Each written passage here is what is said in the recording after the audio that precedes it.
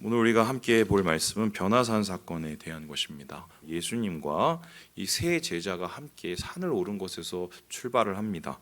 우리 함께 1절의 말씀을 같이 한번 읽어보도록 합시다. 시작.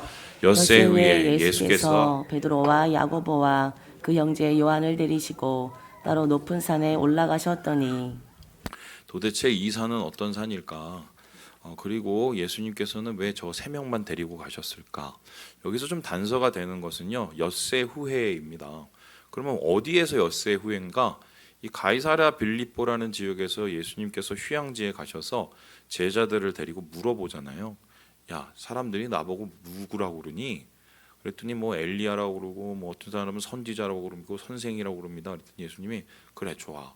그러면 너희는 나를 누구라고 생각하냐라고 했었을 때 모두가 갑자기 꿀먹은 머거리가 되죠. 벙어리가 됐을 때 갑자기 저요 하고 손을 들고 베드로가 주는 그리스도시요 살아계신 하나님의 아들이십니다라고 하나님의 아들이신 메시아라고 공식적으로 얘기를 합니다. 얼떨결에 한 거죠. 그러니까 예수님께서 야, 너 신기하다. 어떻게 그런 말을 해? 어떻게 그런 말을 해? 너 네가 한 게 아니라 하나님이 도와주신 거다. 하늘에 도와주신 거다. 이렇게 얘기를 해요. 막 이 베드로가 신이 났죠. 그러면서 이 베드로가 막 신이 나서 이제 뭔가 우쭐해질 때 갑자기 예수님께서 그리스도라는 말을 설명하시기 시작하셨어요. 우리가 생각할 때 그리스도는 메시아고 메시아는 유대인의 왕이고 다윗을 이어서 하나님의 영광을 유대에 세울 사람이라고 생각을 합니다. 근데 예수님께서는 그 이야기를 조금 다른 식으로 풀어나가시기 시작하는데 내가 메시아인 건 맞는데 니들이 생각하는 메시아가 아니야 라고 말을 합니다. 예수님께서는 오히려 뭐라고 얘기하시냐, 나는 고난을 받고 죽을 거야 이렇게 얘기를 하세요. 이 얘기를 듣고 베드로가 승질을 냅니다. 아니 예수님 무슨 소리세요? 이때껏 내가 3년 반 동안 쫓아다녔는데 여기서 죽는다고 그러면 다 왔는데 뭐 하는 소리십니까? 절대 안 돼요. 내가 가만히 내버려 두지 않을게요. 항변하여서 예수님 앞에 막 따지듯이 얘기해요. 좀 전에 막 우쭐했죠. 예수님한테도 이제 대드는 거죠. 그랬더니 예수님께서 뭐라고 그러십니까? 사단아, 내 뒤로 물러가라 그랬어요. 한마디로 그 이야기가 예수님의 마음을 흔들 정도의 유혹의 소리라는 겁니다. 그래서 베드로는 순식간에 막 그리스도라고 고백해서 칭찬을 받았다가 순식간에 사탄이라는 오명을 쓰는 말도 안 되는 그 롤러코스터를 타게 되죠. 뭐 이런 사건이 일어나서 베드로도 머리가 아팠을 것이고 아마 제자들도 복잡했을 겁니다. 분명히 메시아라고 하면은 메시아는 왕이고 왕은 영광인데 어떻게 죽는다는 말을 저렇게 하실까? 고난을 받는다는 소리를 하실까? 아마 예수님께서는 그 6세 후에 6일 후에 제자들과 함께 올라갔으니 가장 핵심적인 제자, 이 사역 초창기부터 같이 다녔던 베드로, 야고보, 요한 요 셋을 가지고 올라갔으니 아마 이 가이사랴 빌립보에서 얘기했던 예수님의 이야기를 덧붙여서 가르치시고 덧붙여서 설명하시기 위해서 올라가신 것이 분명할 겁니다. 그렇다면은 한번 생각을 해보죠. 도대체 이 산은 어떤 산이냐? 저는 이제 이스라엘 가기 전에 변화산이라는 데가 따로 있는 줄 알았어요. 그런데 가보니까 나사렛을 이게 돌아다니면서 저 차를 타고 올라가는데 갑자기 어떤 분이 저 산 봐. 그래서 보여준 게 바로 이 산이에요. 보여주세요. 갑자기 뜬금없이 막 평지 같은데 뜬금없이 산이 하나 뚝 서 있어요. 이게 뭐 이상하죠. 뜬금이 없죠. 저게 뭐야? 그랬더니 저게 변화산이야 이러는 거예요. 변화산은 그 당시에 이제 다볼산이라는 곳이었고요. 이 다볼산은 예수님 시대에서 참 혼잡한 곳이었습니다. 여기에 이제 뭐 로마 군인들이 살기도 하고 그리고 심지어는 이제 이방신을 섬기는 뭐 이 모습도 있었어요. 근데 사람들이 아마 이 산이 변화산이 아닐까. 왜냐하면은 이 나사렛 근처 가이사랴 빌립보 근처에서 높은 산에 속하거든요. 근데 학자들의 생각은 조금 다른데요. 아마 예수님이 이 산이라기보다는 사실 다음에서 보는 이 산일 가능성이 많다라고 얘기합니다. 여기서는 이제 이스라엘에서 제일 높은 헤르몬 산이고 이스라엘의 제일 북부에 있는 산인데 저 산은 저기에서 보는 것처럼 여름이나 이 봄에는 저렇게 만년설 있는 것처럼 이렇게 높아요. 그리고 여기가 예수님이 제자들과 함께 있었던 가이사랴 빌립보에서 가까운 곳이었기 때문에 아마 이 헤르몬산에 올라간 게 아닌가라고 생각합니다. 근데 이 높이가 어느 정도 되느냐? 올라가는 데만 6시간, 죽도록 올라가고 내려오는 데는 좀 빨라서 4시간 정도입니다. 그럼 예수님께서 작심하고 올라가서 꼭대기까지 올라가셨을까? 이 제자들의 모습과 또 이후의 정황을 보면 그런 것 같지는 않고요. 아마 어느 산 중턱까지 올라가셨을 것 같아요. 그런데 이 누가복음은 왜 예수님이 이 사람들하고 같이 올라갔을까에 대한 얘기를 뭐라고 얘기했냐면은 이 9장에 보면요. 예수님이 그들과 함께 기도하러 올라가셨다라고 얘기를 합니다. 그래서 올라가서 그 세 제자들과 함께 기도하러 올라가셨어요. 기도하러 올라가시고 어떻게 합니까? 세 제자들과 같이 열심히 기도를 하려고 하는데 갑자기 그때 세 제자들이 전혀 예상치 못한 일이 일어납니다. 예수님이 갑자기 모습이 갑자기 변하게 됩니다. 이 모습을 이제 라파엘로라는 이 화가가 이 중세 지나고 르네상스 때 이렇게 그리는데요. 예수님께서 저렇게 영광스러운 모습이 돼서 흰 옷을 입고 빛나고 영광 중에 거하시는 것을 보게 됩니다. 저 밑에 이제 막 힘들어하고 두려워하는 제자들의 모습이 보이죠. 자, 그렇다면 자 질문을 해보겠습니다. 저 옆에 있는 좀 공중에 떠 있는 것 같은 저 두 사람은 누굴까요? 누굽니까? 예, 저는 아니고요. 이 마태복음을 보니까 한 사람은 모세라고 그러고 한 사람은 누구예요? 엘리야라고 합니다. 모세와 엘리야는 예전 사람인데 예수님 시대 때 갑자기 예수님이 기도하는 데 딱 나타나서는 함께 그 영광 중에 있으면서 예수님과 막 대화를 하고 뭔가 일이 벌어진 거예요. 그래서 이 제자들은 너무 놀란 나머지 어떻게 할 줄을 모르는 이 이야기가 오늘 이 변화산 사건의 처음의 모습입니다. 자, 그렇다면은 이 질문을 먼저 한번 해보지요. 왜 예수님께서는 이 타이밍에 이 사람들을 만나서 이 변화된 영광된 모습을 보였을까? 그것을 얘기해 보면 다음 3가지로 볼 수 있는데요. 첫 번째는 이 두 사람이 예수님의 정체, 그러니까 예수님이 누구신가를 설명하고 있다는 것입니다.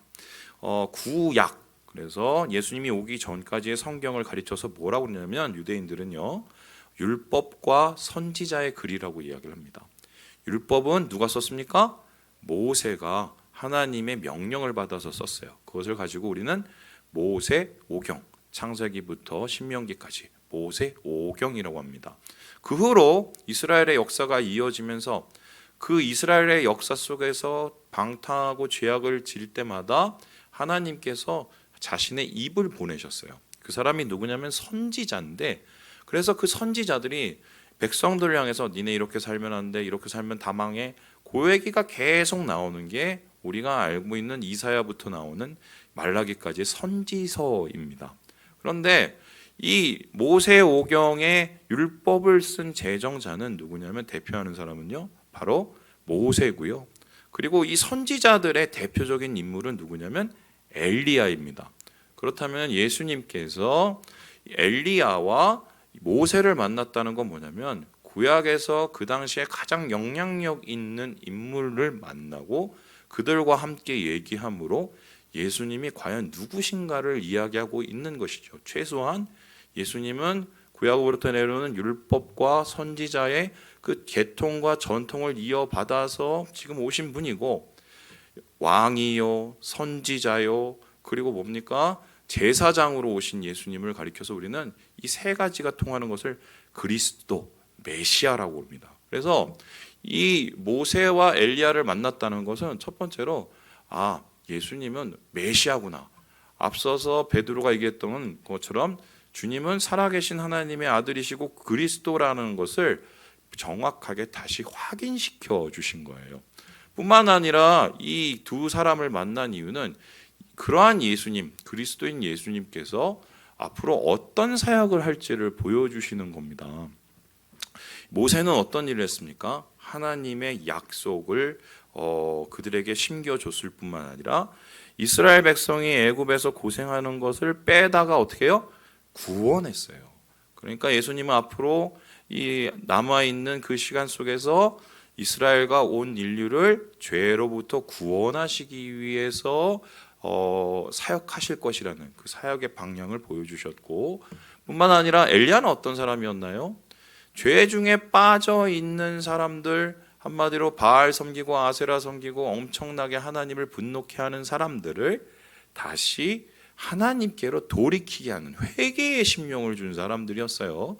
그러니까 예수님께서는 이 회개된 심령을 주님 안에서 구원받도록 앞으로의 사역이 이어지게 된다. 그래서 주님께서는 우리를 구원하시기 위해서, 돌이키시기 위해서 오는 사역을 하시는 분이었구나 라는 예수님의 사역을 정확하게 증거하기 위해서 이 타이밍에 이 사람들을 주님께 보내주신 거죠. 그런데 저는 여기서 좀 더 구체적으로 본 게 이 첫 번째와 두 번째는 사실 이것을 좀 신학적으로 해석을 한 거고요. 이 말씀을 들여다보면 이게 그렇다는 얘기는 없습니다. 그런데 이 말씀을 보면 한 가지 우리가 알 수 있는 확실한 힌트가 하나 있어요. 그게 뭐냐면 이 사람들이 예수님을 만나서 도대체 뭘 했냐는 거예요. 여기에 대해서 여러분 그 리델보스라는 학자가 있어요. 이분은 이 총신에서 거의 세 손가락 안에 드는 숭상하는 학자입니다. 근데 헤르만 리델보스, 이 네덜란드의 이 신학자가 이 사건을 가리켜서 이렇게 얘기를 하는데요. 우리 같이 한번 읽어보도록 하지요. 시작. 예수님의 변모를 가르치는 이 문맥 안에서 우리가 내릴 수 있는 유일한 결론은 그들은 예수님을 격려하고 강건케 하기 위하여 나타난 것이라는 점이다. 그들은 자신들의 일을 완성시킬 자신들보다 뛰어난 주님인 예수께 그분의 최후의 대전투가 시작되기 전에 그분의 편을 들기 위하여 온 것이다. 왜 하필 이 타이밍이었을까? 예수님이 누군가를 가리키기도 하고 예수님이 왜 왔냐에 대해서 얘기하시기도 하겠지만 결론적으로 이 사람들이 예수님께 와서 대화를 함으로 이 리델보스 교수는 어떻게 하면 예수님을 응원하러 왔다는 거예요. 응원하러. 실제적으로 여러분 아시는 것처럼 예수님은 이후에 어떤 일이 벌어지십니까? 예루살렘으로 내려가세요. 예루살렘으로 내려가서 예수님을 적극적으로 방해하고 죽이려고 했던 누구예요? 바리새인들과 싸우기 시작하고 서기관들과 싸우기 시작하고 또한 대제사장들과 싸우기 시작합니다. 그 속에서 예수님은 꾸준히 무엇을 했습니까? 성전을 깨끗하게 하고 예배를 예배되게 만들고 그리고 영적으로 가난하고 주의 은혜가 필요한 사람들에게 끊임없이 천국의 복음을 전하고 비로소 끝에는 어떻게 돼요? 고난을 받고 십자가에 못 박혀서 죽으시지요. 이제 주님께서는 구원을 향해서 최종적으로 나아가시고 이스라엘 백성을 돌이키게 하시기 위해서 최종적으로 나아가는데 그 길을 어떻게 보면 모세와 엘리야가 간절히 바라보면서 함께 응원하기 위해서 지원 사격을 해주기 위해서 여기 왔다는 거예요. 저는 이야기를 들으면서 아하, 그럴 수 있겠다라는 생각이 좀 강하게 왔고 실제적으로 예수님께서는 이런 응원을 받을 만큼 굉장히 귀하고 중요하고 하지만 어려운 사역을 앞으로 시작해야 됩니다. 그 사역은 참 외로워요. 아무도 예수님을 이해해 주지 않아요. 그 사람은 참 힘듭니다. 끊임없이 고난이 이어져요. 그리고 모두에게 버림을 받아요. 하지만 주님께서 그 십자가의 승리를 향해서 나가는 그 고난의 길을 포기하지 않는 이유는 그래야 예수님이시기 때문이에요. 그래야 우리를 구원하시기 때문이에요. 그래야 우리를 죄에서 돌이켜서 의에 이르게 하시기 때문에 주님께서는 이 길을 장장하게 걸어가시고 바로 그 모습을 제자들에게 보여주면서 앞으로 너희가 이 길을 같이 걷게 될 것이라는 것을 설명해 주신 겁니다. 그러니까 앞에서 보는 그 가이사라 빌립보의 얘기를 실제적으로 시청각으로 보여주시는 거예요. 자, 이 정도 되면 깨달아야 될 거 아니에요. 예수님이 막 갑자기 보여주시고 막 엘리야도 나타나고 막 그리고 모세도 나타나고 그리고 예수님이 또 말씀을 해주셨으면 깨달아야 될 거 아니에요. 근데 오늘 우리가 좀 집중적으로 살펴볼 게 바로 이 부분인데 이러한 예수님의 가르침과 교육 앞에서 반응이에요. 특별히 이 제자들의 대표라고 할 수 있는 이 베드로가 어떤 반응을 보였냐는 건데요. 우리 함께 4절의 말씀을 같이 한번 읽어보도록 하겠습니다. 시작. 베드로가 예수께 여쭈어 이르되 주여 우리가 여기 있는 것이 좋사오니 만일 주께서 원하시면 내가 여기서 초막셋을 짓되 하나는 주님을 위하여, 하나는 모세를 위하여, 하나는 엘리야를 위하여 하리이다. 이게 뭐 불구경보다 더 재밌는 거죠. 와, 화려한 겁니다. 막 영광이 나타나고 막 야, 모세 우리 그 조상, 야, 저기 엘리야, 막 어떻게 할 줄을 모르겠는 거예요. 그 상황 속에서 이 머릿속에서 든 순간적인 생각, 이 내뱉은 말이 뭐냐면, 아이고 예수님, 제가 너무 하게 몸둘 바를 모르고 너무 좋은데요, 제가 이 세 분을 위해서 초막을 짓겠습니다, 이렇게 얘기를 합니다. 그래서 실제적으로 이것을 가지고 초막을 짓는 것처럼 생각을 해서 이 저기 그 산에다가 소위 말해서 기도원을 만들고 기도원 이름을 변화산 이렇게 하신 분들이 있습니다. 초막을 넷 막 짓죠. 근데 이제 한번 제 얘기 들어보세요. 그게 좀 별로 맞는 얘기가 아니에요. 왜냐하면은 이 얘기에 예수님이 어떻게 반응을 하셨냐면 무반응, 아무 반응도 안 하세요. 한마디로 이거는 앞뒤가 안 맞는 얘기라는 거예요. 한번 좀 질문해 보겠습니다. 왜 그냥 가만히 있든가, 아니면은 뭐 자기 죄를 뉘우치던가, 아니면 하나님을 찬양하든가 하면 되지. 갑자기 왜 초막새 찢는다고 갑자기 그렇게 오보를 해서 이렇게 얘기를 했을까? 막 여실하게 이 다혈질의 모습이 나타나죠. 어떤 사람은 이 초막을 가리켜서 뭐라고 그러냐면 아마 이게 기념관 만들자는 게 아닌가.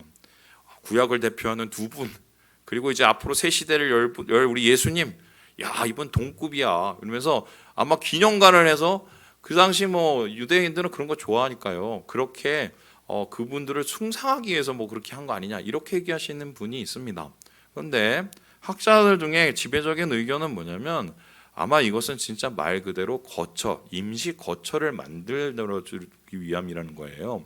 이유가 뭐냐면 베드로는 지금 이렇게 영광 중에 있는 예수님 모습이 너무 좋고 그 모세와 엘리야와 함께 있는 그 자리에 내가 끼어 있는 게 너무 좋은 겁니다. 이런 거 있죠. 내가 그런 수준이 안 되는 것 같은데 저 사람들이 모이는데 같이 끼어 있으면 나도 그 수준과 그 레벨인 것처럼 느껴지죠. 그러니까 어떻게 해요? 웬간하면 이분들이 오래 있기를 원한 겁니다. 아유, 뭘 벌써 가세요. 그냥 아유, 내가 새 질 테니까 좀 오래 있다 가세요. 요거를 한 거예요, 요거를. 그런데 여기에 대해서 이 뱉은 말이 자기가 무슨 말인지도 모르고 앉았어요. 그리고 심지어는 이런 말도 안 되는 얘기를 하나 더 하는데요. 우리 함께 17장 10절의 말씀을 같이 한번 읽어보도록 하겠습니다. 시작. 제자들이 물어 이르되 그러면 어찌하여 서기관들이 엘리야가 먼저 와야 하리라 하나이까. 엘리야에 대한 이야기를 합니다. 이 사람이 좀 머리가 복잡해졌는데 이 말라기서에 보면 이런 얘기가 와요. 메시아가 오기 전에 엘리야가 온다라고 했어요. 근데 생각을 해보면 지금 예수님이 만일에 메시아라면 그 전에 엘리야가 왔어야 되는데 지금 보면은 예수님이 먼저 오고 엘리야가 눈앞에 온 거예요. 예수님, 이거 뭔가 이거 좀 이렇게 순서가 틀린데요? 이렇게 얘기를 하고 있습니다. 이 사람 생각엔 뭐냐면 엘리야 쫙 오고 그리고 예수님께서 쫙 나타나고 막 환호와 사람들의 막 그 환영 속에서 영광 중에 나타날 막 이 모습이 그려졌었는데 예수님 벌써 왔는데, 예수님 좀 별로 초라했었었는데 근데 왜 또 여기에 엘리야가 나왔죠? 이거 순서가 어떻게 된 거예요? 라고 물어보는 거예요. 근데 여기에 대해서 예수님께서 뭐라고 하셨냐? 야, 이 녀석아, 내가 저번에 얘기했거든요. 엘리야는 누구예요? 세례 요한이거든요. 그러니까 세례 요한이 이미 왔어. 그 사람이 엘리야고 이거 아니야. 이건 보여주기 위한 거야. 너 그때 얘기했는데 왜 자꾸 까먹어? 자꾸 뜬금없이 이상한 헛다리를 짚고 있는 모습을 보는 거죠. 그래서 이러한 모습이 왜 이렇게 나타날까? 우리가 앞서 보았던 이 라파엘로의 그림을 보면 확실하게 이야기했는데 제가 전체를 보여드리는 게 아니에요. 이게 길어요. 다시 앞에 보여주세요. 앞에 보면은 저렇게 보여요. 예수님께서 막 승천하시듯이 마치 영광 속에 있는 게 보이는데 이 밑에 그림을 한번 다시 보여주세요. 이 밑에 그림은요, 보시다시피요, 저렇게 제자들이 뭐 하고 있어요? 난장판으로 싸우고 앉았어요. 어떻게 싸우고 앉았냐? 그 밑에는 어떤 귀신 들린 아이가 왔는데 막 지네들끼리 막 해보려고 해도 막 못 고치는 거야. 근데 예수님이 갑자기 와서 그 사람을 어떻게 해요? 한 방에 그냥 고쳐버려요. 제자들이 뭐 멘붕이 왔어요. 왜 멘붕이 왔냐? 아니, 예수님은 저렇게 한 방에 고치는데 왜 우리는 못 고쳐? 그리고는 조용히 와서 예수님한테 물어봅니다. 예수님, 어떻게 하면 그런 능력을 가져요? 그리고 이 이후에 어떤 일이 일어나냐면 예루살렘으로 가는 도중에 그 내내 심지어는 예수님께서 최후의 만찬을 베푸시고 십자가 달리기 직전 전날까지 뭘 합니까? 계속해서 자리 싸움합니다. 누가 영광 중에 설 거냐? 누가 예수님 다음이냐? 누가 한마디로 1인지야? 뭐 천상에 있는 한마디로 그냥 권세자가 될 거냐? 계속적으로 싸워요. 자리 다툼하지요. 능력에 관심이 갔죠. 권세에 대한 이야기를 하죠. 위세에 대한 생각을 하죠. 온통 머릿속에는 그 영광된 것만, 자기가 누릴 그 영광된 것에만 관심이 있었어요. 마치 지금 베드로처럼 예수님께서 앞으로의 사역과 앞으로의 구원과 또한 앞으로의 예수님께서 걸어가실 길을 얘기하고 있는 그 자리에서도 계속 머릿속에서는 아이고 내가 잘되고 내가 성공하고 내가 아주 위세를 가지고 내가 권세를 가지고 내가 떵떵거리고 이런 생각만 가득 차 있는 거예요. 그러니까 이렇게 말도 안 되는 상황 속에서 갑자기 어떤 일이 일어나냐? 하늘에서부터 하나님의 구름이 임하면서 주의 임재가 나타납니다. 그 임재의 사람이 눌려버려요. 거룩에 눌려버리고 죄가 많으니까. 그리고는 벌벌벌 떨기 시작하는데 이때 하나님께서 제자들을 들으라고 이런 얘기를 하세요. 우리 함께 5절의 말씀을 같이 한번 읽어보겠습니다. 시작. 말할 때에 호련히 빛난 구름이 그들을 덮으며 구름 속에서 소리가 나서 이르되 이는 내 사랑하는 아들이요 내 기뻐하는 자니 너희는 그의 말을 들으라 하시는지라. 너희는 그의 말을 들으라 하시는지라. 이 소리 뭐야? 헛소리 하지 마. 제발 헛소리 좀 마. 쉿. 지금 뭐 초막새 찍고 그럴 때가 아니요. 이런 거예요. 그리고 좀 들어. 네 머릿속에 있는 생각 좀 멈추고 들어. 이렇게 얘기했어요. 그러면 예수님께 들으라는 그 예수님의 말은 무엇일까요? 12절에 이런 얘기를 합니다. 제가 읽어볼게요. 내가 너에게 말하노니 엘리야가 이미 왔으니 사람들이 알지 못하고 임의로 대우하였도다. 인자도 이와 같이 그들에게 어떻게 해요? 고난을 받으리라. 자, 한번 질문해 보겠습니다. 엘리야예요. 다시 이 태어난 엘리야. 그 사람이 세례요한입니다. 사람들의 각광을 받고 사람들의 주목을 받았어요. 그런데 세례요한은 어떻게 죽습니까? 영광 중에 죽나요? 어떻게 죽어요? 목이 잘려서 죽어요. 어떤 애가 나와서 춤추고 상 주세요. 저 세례요한 목 빼주세요. 그 말에 목이 베어서 죽어요. 우리가 생각하는 좋은 영광의 결론이 아니죠? 예수님이 근데 여기에 대해서 뭐라고 합니까? 나도 그러해. 나도 그럴 거야. 그러면은 지금까지 영광과 권세와 위세와 능력에 대한 생각이 가득 찼던 그것만 생각하고 그것만 계산하고 있었던 제자들과 베드로는 머리가 아프기 시작합니다. 이거 아닌데. 내가 아는 영광과 내가 아는 권세는 이런 게 아닌데 왜 자꾸 죽는다는 얘기를 하시고 고난받는다는 얘기를 하시고 난 도대체 못 받아들이겠는데. 그런데 여러분 우리는 압니다. 우리가 영광의 관을 쓰기 위해서 마지막 날 주님이 오실 때 우리가 휴거가 되고 들림을 받아서 이 주님의 앞에 섰을 때 주님께서 우리의 모습을 보고 칭찬하시고 뭐예요? 면류관을 주시죠. 그때 그 면류관은 어떤 면류관입니까? 우리의 삶 속에서 고난을 인내하고 견뎌내고 믿음을 지켜낸 것에 대한 보상이에요. 그래서 여러분 아시는 이 말을 아시죠? 한번 보이시죠? No cross, no crown. 십자가가 없으면 영광은 없습니다. 예수 믿는 사람은 예수 믿고 잘 되는 것 바라죠. 예수 믿고 만사형통되고 예수 믿고 뭐도 되고 내 자식도 되고 뭐 우리 집안 뭐도 잘 되고 다 이 생각만 가득 차 있습니다. 마치 베드로처럼요. 그래서 뜬금없는 얘기들에 자기의 말을 소비하고 그 말에 또 현혹되는 게 사실 우리들의 참 못난 모습이지요. 근데 주님께서는 이 변모산에서 변화산에서 계속적으로 얘기하시는 것은 영광은 어떻게 나타나는 것이냐? 고난을 통해서 나타나는 거래요. 십자가 없는 영광은 영광이 아니라고 얘기합니다. 저는 그렇게 생각하는데 교회에서 막 이런저런 이야기가 많지 않습니까? 막 싸웁니다. 우리 교회도 좀 많이 싸우는 편이죠, 솔직히. 그렇죠? 근데 옛날에 비해서는 좀 덜 싸우긴 하는데 우리 교회하고 다른 교회하고 차이는 뭐냐면 다른 교회도 싸우긴 하는데 다른 교회는 안 볼 때 싸우고 우리 교회는 볼 때 싸웁니다. 그러니까 많이 싸우는 것처럼 보이죠. 예, 왜냐면 솔직하셔요 다. 예, 그런 건 좋은 것 같아요. 솔직한 건. 싸우는 건 참 마음이 아픈데. 근데 제가 이제 가끔씩 이제 보면은 교회 안에 좀 이런 갈등과 뭐 여러 가지 어려움들이 일어나고 또 사람들이 뭐 시험 받고 막 상처 받고 그렇잖아요. 근데 이제 목사로서 저는 웬간하면 좀 이렇게 떨어져서 보려고 노력을 해요. 왜냐하면 제가 예전에 한번 개입을 한번 해봤는데 그 싸움이 훨씬 커지더라고요. 가서 시비를 갈라드렸어요. 분명히 사람이 싸우고 사람이 상처를 받을 때는 시비가 있어요.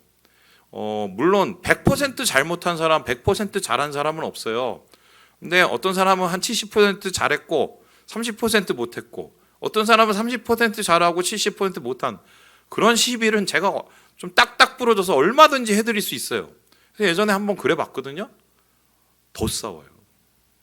더 싸워요. 그래서 제가 어느 순간 이렇게 생각을 해봤어요. 교회 안에서의 다툼과 교회 안에서의 갈등은 다 왜 일어날까 한번 생각을 해보면 제 생각은 그거 같아요. 제자들의 모습과 크게 다름이 없다. 으뜸이 되고 싶죠. 자기가 옳고 싶죠. 인정받고 싶죠. 인정받기 싫다고 말씀하시는 무시받기 싫죠. 똑같은 얘기거든요, 사실은. 예. 나는 그렇게 하려고 교회 나온 게 아니거든요. 난 무시받으려고 내가 여기 와서 왜 이 고생을 하고 앉았어? 내 차라리 집에서 글로리나 보고 그 복수하는 거 보고 앉았지. 내가 왜 여기서 이러고 앉았어? 이거죠. 내가 왜 이 교회에서 이러고 있어? 다른 교회 가면 내가 얼마나 잘해주는데 내가 거기 가지 내가 왜 여기 앉았어? 예전에 어떤 분이 진짜 이번 주에 제가 이제 찬양을 하다 울었어요. 그랬더니 제가 듣기로는 왜 목사님이 울었을 가지고 갑론을박이 있었다고 제가 얘기를 들었어요. 가슴이 아파서 그랬어요. 왜냐하면 그때 이제 갑자기 제가 한 8년 지내오면서 우리 교회에 이런저런 어려움들이 있었잖아요. 마음 아프게 하시고 또 교회 떠나신 분도 있고 그분들 생각나고 그분들 했던 말들이 이렇게 막 생각나고 또 그러면서 또 우리 교인들과 함께 또 헤쳐온 또 이런 고난의 과정 속에서 우리 막 그런 모습들이 한 8년이 막 이렇게 마음에 와서 이 모습 그대로 사랑하시는 하나님 막 이렇게 감사를 해서 제가 울었어요. 이게 복합적인 감정이었어요. 또 그날은 또 제가 몸이 많이 아파갖고 좀 그런 것도 있었어요. 근데 한 분이 그랬어요. 나가시면서 차라리 조용히 나가시지. 저한테 이러는 거예요. 목사님, 그래서 예, 그랬더니 저 다음 주부터 교회를 안 나올래요. 그래서 왜요? 그랬더니 교회가 마음에 안 들어요. 그래서 뭐 때문에 그러시는데요? 그랬더니 저한테는 거예요. 교인들이 너무 후졌어요.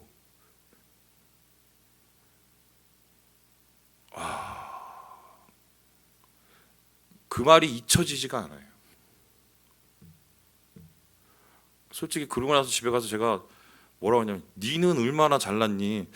막 이런 말이 확 올라오는데 그리고 또 한편으로 야 나를 뭘로 봐서 저렇게 얘기를 해? 막 잠이 안 와. 잠이 다 혈당이 막 올라가고 막 무시당한 것 같고 막 그래서 하나님한테 제가 하나님 이 사람은 제가 도저히 축복을 못 하겠습니다. 제가 그렇게까지 좀 속이 좁잖아요, 제가. 그러면서 이제 하나님 앞에 물어봤어요. 하나님, 저 말을 듣도록 제가 그렇게 잘못을 많이 했나요? 우리 교회 교인들이 그렇게 후졌나요? 근데 주님께서는 어떻게 말씀하셨냐면은 네 마음을 돌아보고 교회를 위해서 기도하라고 하시더라고요. 그분의 말이 맞을지도 모르죠. 목사도 후지고 교인들도 후진 교회일 수 있어요, 우리 교회가. 그러면 예수님의 제자는 안 후졌습니까? 죄송합니다. 예수님은 안 후졌습니까? 시골, 그것도 이름도 들어본 적 없는 나사렛 출신에 한 번도 교육도 받아본 적 없는 사람에 맨날 사람들한테 핍박받고 고난받고 죽을 때까지 제대로 한번 힘도 못 써보고 자기 십자가 지는데 못 박는 사람들 위해서 축복을 하진 않나. 예수님은 안 후졌어요?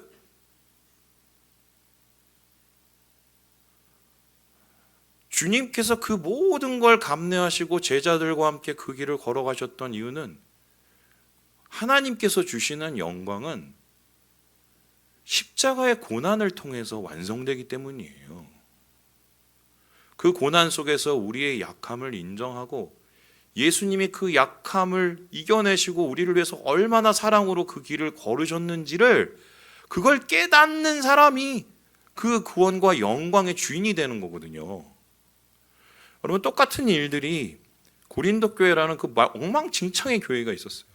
그 교회가 맨날 싸웠어요. 왜 싸웠냐? 성령 충만이 없었냐? 아이고, 은사들이 얼마나 많았는데요. 돈이 없었냐? 위세가 엄청났었어요. 근데 이 사람들 맨날 싸웠어요. 맨날. 왜 싸웠느냐? 제자들하고 똑같아요. 네가 잘났냐? 내가 잘났냐? 내가 더 영광스럽냐? 네가 더 영광스럽냐? 내가 더 능력이 있냐? 네가 더 능력이 있냐? 이거 가지고 싸웠어요. 그런데 그때 바울이 뭐라고 얘기를 했냐? 우리 함께 고린도후서 1장 5절의 말씀을 같이 한번 읽어보죠. 시작. 너희는 믿음 안에 있는가? 너희 자신을 시험하고 너희 자신을 확증하라. 예수 그리스도께서 너희 안에 계신 줄을 너희가 스스로 알지 못하느냐? 그렇지 않으면 너희는 버림받은 자니라. 너희들 그거 믿음 제대로 된 거 아니래요. 믿음을 처음부터 다시 계산해 보래요. 그거 틀린 거래요. 그리고 니들 안에 진짜 믿음이 있는지 없는지를 정확하게 다시 따져보고 그거에 대해서 확증을 하래요. 그러면은 우리 안에 진짜 믿음이 있는지 없는지를 확증하는 그 기준과 시험지는 무엇입니까? 여기에 대해서 이어서 4절에 이렇게 얘기를 합니다. 우리 같이 한번 읽어볼까요? 시작. 그리스도께서 약하심으로 십자가에 못 박히셨으나 하나님의 능력으로 살아계시니 우리도 그 안에서 약하나 너희에게 대하여 하나님의 능력으로 그와 함께 살리라. 십자가를 통한 영광. 나는 낮아져요. 나는 깨져요. 나는 무시당해요. 나는 모자라서 사람들한테 손가락질을 당할 수도 있어요. 오해를 받을 수도 있어요. 그런데 그 속에서 십자가를 봅니다. 예수님과 함께 그 십자가로 이겨내죠.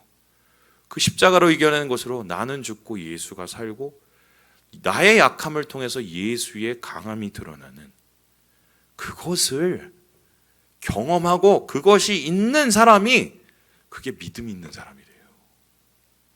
그래서요, 고린도 전서에 보면 뭐냐면요, 나는 너희들한테 갈 때 십자가 외에는 아무것도 알지 않기로 작정했다라고까지 얘기합니다. 여러분, 조금 있으면 고난주간이에요. 고난주간에 예수님께서 고난받으신 것을 우리가 감사해야 되기도 하지만 우리가 고난받고 있는 것에 대한 의미를 찾아야 되는 주간이에요. 내가 무시당하고 오해받고 내 능력이 인정받지 못하고, 그래, 그럴 수 있겠지. 내가 다른 사람들처럼 소위 말해서 더 영광의 자리로 못 갈 수도 있겠지. 하지만 이 자리 속에서 나의 약함을 통해서 예수의 강함을 붙잡고 나의 고난을 통해서 예수의 십자가를 묵상하고 나아갈 때 주님이 나에게 주신 앞으로의 그 영광, 그것을 바라볼 수 있는 것이 바로 고난주간의 원래 목적 아니겠습니까? 말씀을 마치려고 합니다. 주님께서는 이렇게 부족한 제자들의 모습 얼마나 안타까우셨겠습니까? 그런데 예수님께서 7절에 보면요, 우리 마지막 7절을 같이 한번 읽어보도록 하겠습니다. 시작. 예수께서 나와 그들에게 손을 대시며 이르시되 일어나라, 두려워하지 말라 하시니. 또 걔네들은 또 야, 가자, 얘들아 가자. 이제 나 죽으러 가야 돼. 같이 가. 내가 끝까지 보여줄게. 붙잡고 가요. 참 그 못난 제자들을, 그 사람들이 뭐라고, 그렇게 잡으신 예수님의 손이 오늘도 우리와 함께 하심을 믿습니다. 여러분 삶 속에서 어떤 십자가를 지고 계시나요? 어떨 때 여러분은 가장 약하십니까? 거기에 주님이 계시고 거기에 십자가가 있고 그것을 통해서 주의 영광이 드러날 줄 믿습니다. 그 영광을 누리시고 그 영광 가운데 주님을 만나시는 우리 모든 형제 자매들 되시길 주님의 이름으로 축원합니다.